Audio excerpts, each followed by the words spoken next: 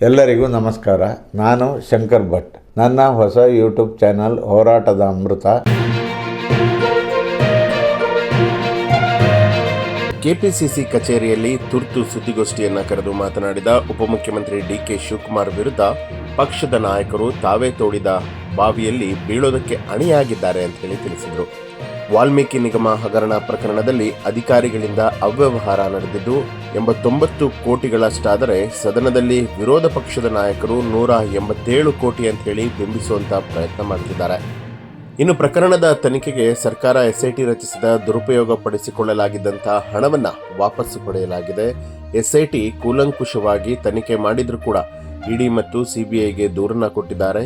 ಸದನದಲ್ಲಿ ಪ್ರಕರಣದ ಚರ್ಚೆಯಾಗುವಾಗ ಆರ್ ಅಶೋಕ್ ಮತ್ತು ಪರಿಷತ್ನಲ್ಲಿ ಸಿಟಿ ರವಿ ಅವರಿಗೆ ಮುಕ್ತವಾಗಿ ಮಾತನಾಡುವಂಥ ಅವಕಾಶ ಕಲ್ಪಿಸಲಾಗಿದೆ.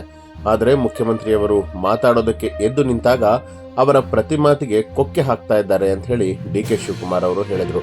ಈ ಕಾರಣಕ್ಕಾಗಿ ಮುಖ್ಯಮಂತ್ರಿ ಸಿದ್ದರಾಮಯ್ಯ ಅವರು ಬಿಜೆಪಿ ಕಾಲದಲ್ಲಿ ನಡೆದಂಥ ಹಗರಣಗಳನ್ನು ಸದನದಲ್ಲಿ ಪ್ರಸ್ತಾಪಿಸಿದ್ರು ಅಂತ ಡಿಕೆಶಿ ಅವರು ತಿಳಿಸಿದರು. That the BJP is having a Padiyatra.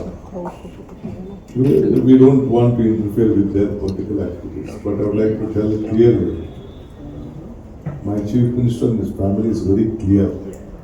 They had a property which has been gifted by their brother to the Honorable Chief Minister's wife. The property was not being encroached.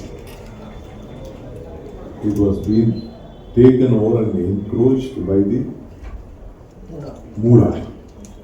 So the government of Karnataka and the Mooda decided to give a compensation.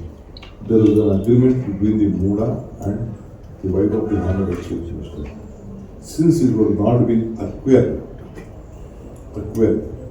as per the law, they decided there is a section act that they can get a compulsory sharing of their land.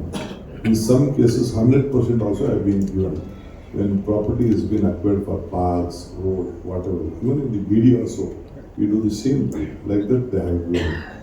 Share ಮಾಡಿ, subscriber ಆಗಿ, bell icon ಅನ್ನು ಒತ್ತಲು ಮರೆಯದಿರಿ.